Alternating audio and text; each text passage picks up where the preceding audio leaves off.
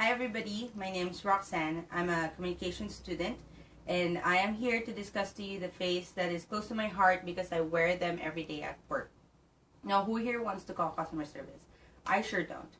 But one time, my husband called our cable company asking why our bill had doubled, and this customer service representative said that there are new rates and it just got applied. Now, my husband asked, why were we not informed? And this customer service representative said, well, now you know. So unlike this customer service representative, the face that I choose at work is a face of a good customer service representative. And this is it. Now, everybody at some point of their lives is a customer, but more than that, everybody who has a job is applying for a job or will have a job, will have a customer at some point of their work life, and that's the reason why I think this phase is important. But in order for us to discuss how to have this phase, we need to know that everybody at work is a customer. Number two, know the 5 skills that you need to have in order for us to have that customer service representative phase. And number 3, how to manage this phase or this identity. So number 1, we need to know that everybody is a customer at work. What does that mean? First, the customers, which is the customers who bought the product or who needs our service or who wants our service. But more, also aside from that is the customers who are going to buy the product or the potential customers who has not yet bought the product. But more than that, everybody has to know that inside the company or inside the workplace, everybody there is actually a customer too. Why? Because per the dictionary or Merriam-Webster dictionary define the customer as somebody that we provide service to. So our boss, our coworker, or the person in the next department can actually be our customer too, because at some point we can also provide service to them. So now that we know that everybody in our workplace is a customer, how can we portray this phase or good customer service phase? We need to know the 5 skills, which is number 1, actively listening. Number 2, being human. Number 3, setting proper expectation. Number 4, going the extra mile. And number 5, try even though it hurts.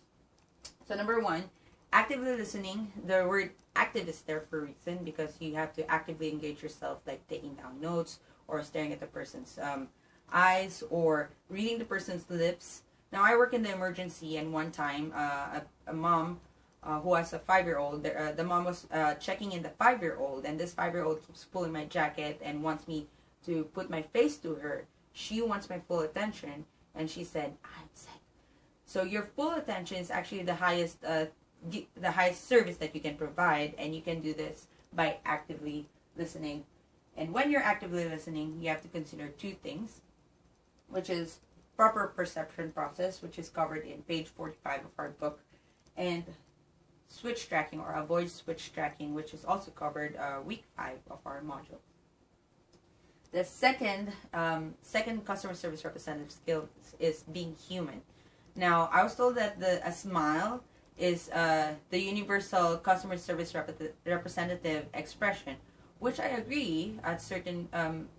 I agree that when you get into the door, it's really nice if you're greeted with a smile, but you can't have that expression throughout. After all, the customer is there because there's an issue, there's a problem, or they need help, and that's the reason why this is covered, or the topic that we have right now covers being human as 3 things, which is empathy, sympathy, and unseen expressions. Empathy is defined as the ability to project oneself into another person's point of view, so as to experience the other's thoughts and feelings. That quote is actually gotten to it from our book. And sympathy is the compassion for another situation. So it actually just depends if you can put yourself into that person's shoes or not. Now, unseen expression is the expressions that you need to portray in unseen events, like when you're on the phone or in emails, in instant messenger. So these are actually expressions that you need to put into the work even though your face is unseen. Now here in Washington, where diversity is the broadest, we need to make sure that we adjust from one person to another. Like one time, there's this old woman checking in for chest pains, and she's really weakly. But this old woman didn't want me to give all attention to her, and she told me that she just wants to sit down and go through the process without me helping her. On the other hand, there's another person, another woman, checking in for finger laceration, and this woman wants a warm blanket, a wheelchair, and wants her vitals checked all the time. So it's actually really different from one person to another. That's why when you empathize, sympathize, or do these unseen expressions, it is important that you adjust from one person to another correctly, or what we call frame switching. Number 3, setting proper expectation. Now this is actually my favorite. Why? Because it prevents the customer to feel frustrated. So number 1 is honesty, even though when it hurts. Honesty when it hurts, like when a patient checks in, I have to tell them there's a wait time of 4 hours. Or if my boss wants me to do a project, I have to tell my boss if I can't do the project, if I need help, I have to set proper expectation, because even when it hurts, because when we are honest about what could happen, the customer will adjust and find ways to accept the truth. Number 2 for setting proper expectation is no surprises. Like when you're telling half truth, you don't tell a lie, but you also don't tell a truth. So that's not good. You have to make sure there are no surprises. Like again, scenario of a patient checking in, I have to make sure that I set proper expectation by not just telling the patient you're going to see a doctor, because there are certain steps before they see a doctor. So I have to explain, before you see a doctor, you'll be talking to our triage nurse, or getting your vitals, and then you can see your or then you'll be seen by a doctor. That way, and this process is actually there for a reason. That way, the patient knows what to expect. For unmet expectations could actually lead to frustration. Number 4, going the extra mile. A little something added to your service will go a long way. If, for example, your boss, you did something a little bit extra to the service, or you went the extra mile with your boss, I'm pretty sure your boss will remember that the next time that you file a leave. Now, in the emergency, it's really hard to go the extra mile, since I'm not the doctor and it's hard to do something extra. But little something is also counted, like, again, warm blanket, wheelchair, or maybe water. There's always something that you can add. Number 5, try and try, even if it does not work. 3 things that I've noted here that I've heard that actually gives a wall and gives your customer frustrated is that we can't do anything else, or this is it, or there's nothing else we can do. And if you hear that, you'll be like, what? So you can always try and try, even though if you know it doesn't work. That way, because sometimes our patients or our customers in that case would only want to feel that you tried. So you can say something like, I know it doesn't work, but if you want me to try again, I can try. Or maybe getting somebody else to explain it. Do you want me to get a manager to explain it to you? Even if you know that your manager is going to say the same thing. Because at least you tried, and your customer feels that you've tried. So the five skills, again, you need to possess is active listening, being human, setting proper expectation, going the extra mile, and try, even though it doesn't work. So now that we know that everybody's a customer and the 5 skills, we also know how to manage this phase at work. Why is that? Because our presenting self, or the self that we want others to see in us, is different from our perceived self, which is the other faces that we actually wear outside of work, like at home or with friends, and we have to make sure we protect that too. Now, how are we going to manage this face? Oh, look. So this is my face at work, and my face at home is really different. But this is not the only face I have at work. At home, I have multiple. I have more variety of faces at home.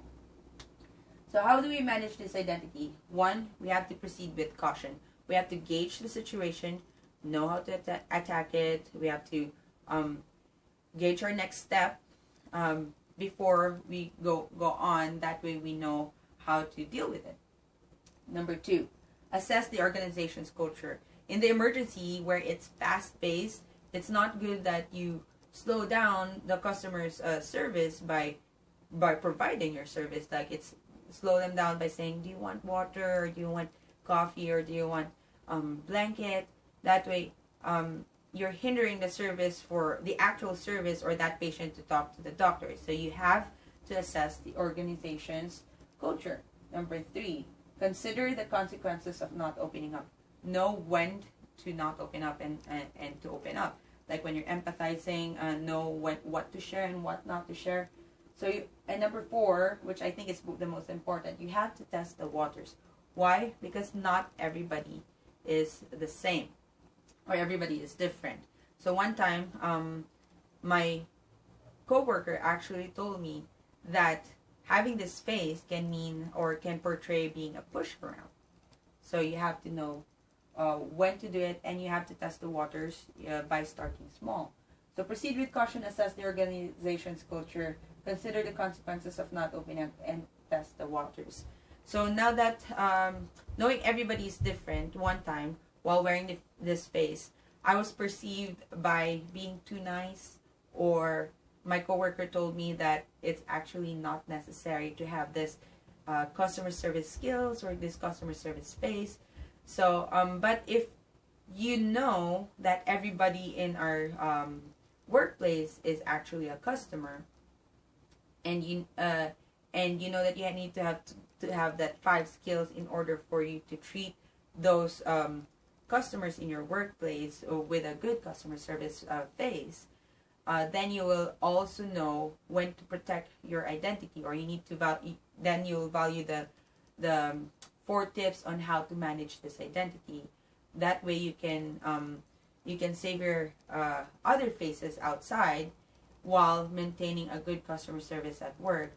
And I'm with these 3 things, I know that this face is actually a good face that you need to have at work. I enjoy managing this face of treating everybody like customers, because at some point in my mind, I am a customer too, and it makes me think that they could do the same to me. And that's the reason why I ended with this saying, or this golden rule of do unto others as you would have to do to them. Thank you.